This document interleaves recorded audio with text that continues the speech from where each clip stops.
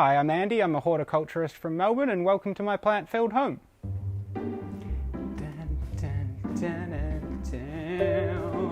Here you can see is my main pile of plants. When I first moved in here about 4 years ago, I started collating a whole lot more plants, and what I've done is I've just slowly added more and more to this big pile here, and now it stretches around this old dead apricot tree and treehouse. From what you'll see here is mostly cacti. There are a few Australian natives dotted through. This one down here is an echevera that my neighbour Tom actually found on his nature strip, and then he decided that he'd pass it over the fence to me.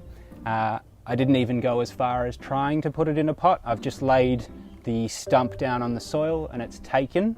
So although gardening can be very difficult, you can also be very lazy with what you do.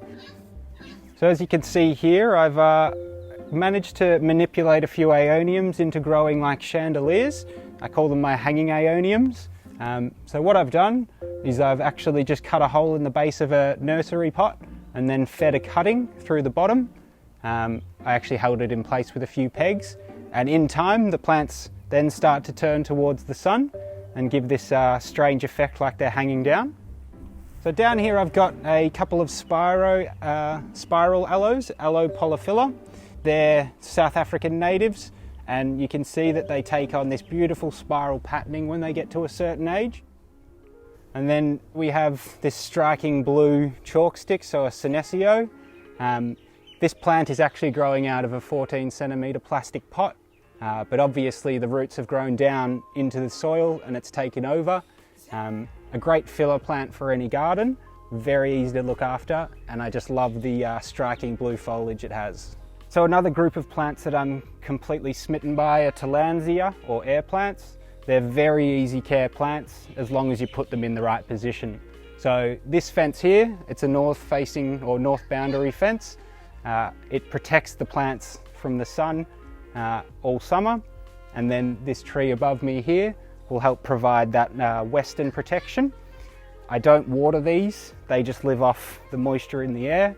I did recently see that they're growing Tillandsia on top of the Eureka Tower with no additional moisture, so if they can grow them on top of the tallest building in Melbourne, you can grow them in your backyard.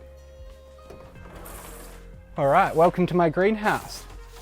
So I've had this greenhouse up for about 2.5 years now.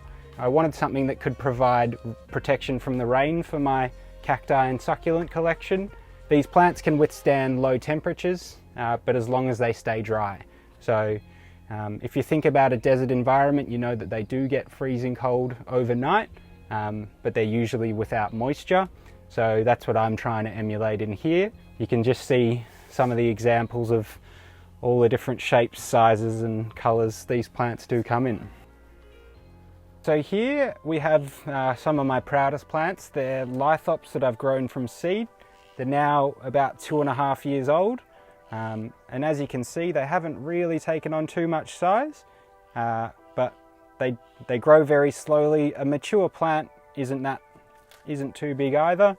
For me, the real attraction in these are wondering why they are actually plants, how they came about, and why they insist on looking like fake rocks so much. So down here we have my most favourite genus of succulent, Haworthia. They're miniature plants. They'll probably grow to a maximum of about 15 centimetres across when they're completely mature. The attraction for me is the beautiful markings each leaves have, the difference in the plants and how unique they are.